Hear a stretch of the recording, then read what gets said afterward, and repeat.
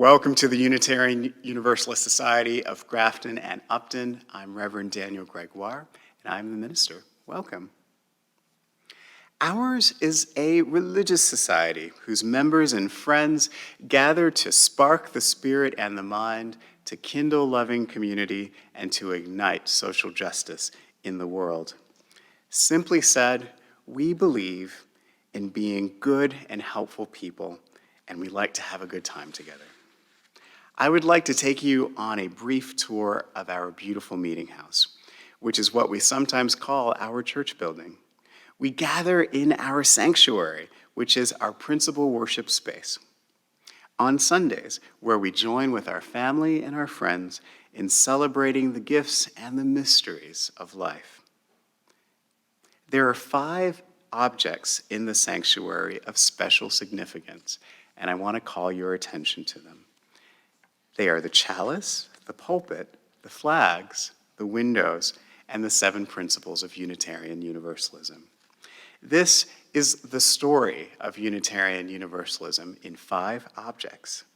This elegant meeting house was built in 1864, but our roots go back far deeper into time.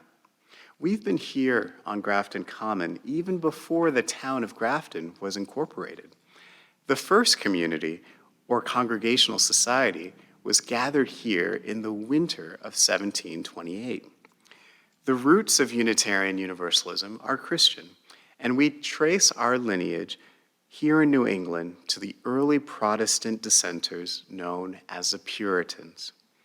These early English settlers broke away from creed and crown, leaving behind the Church of England to create something entirely different here in what they considered the New World.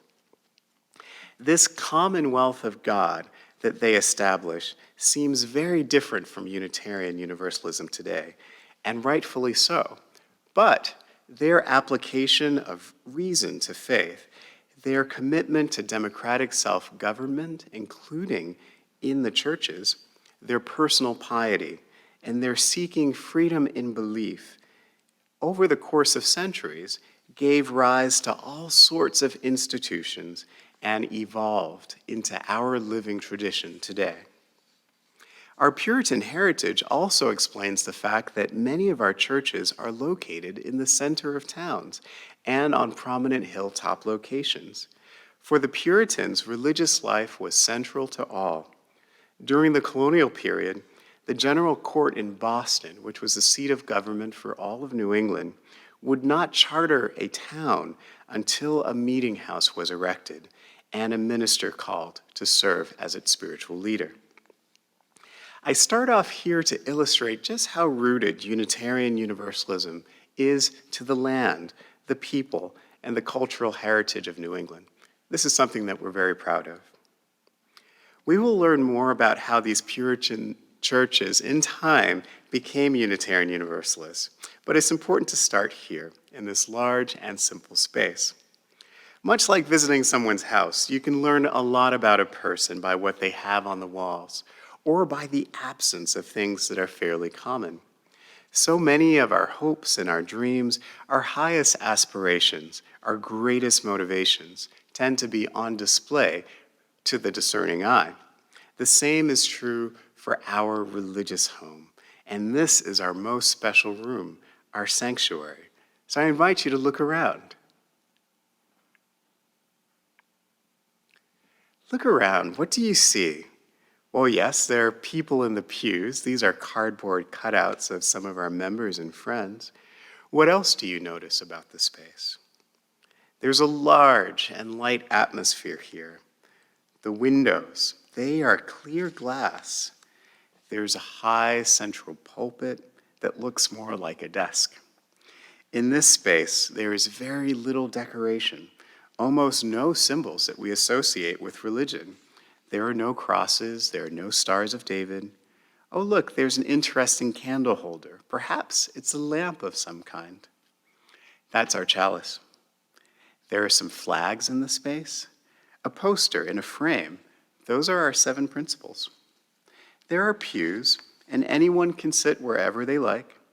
Some people have their favorite pews, and some families have sat in the same pews for generations. The pews face forward, and in them you'll find our hymn books, but other than that, there are no sacred literature.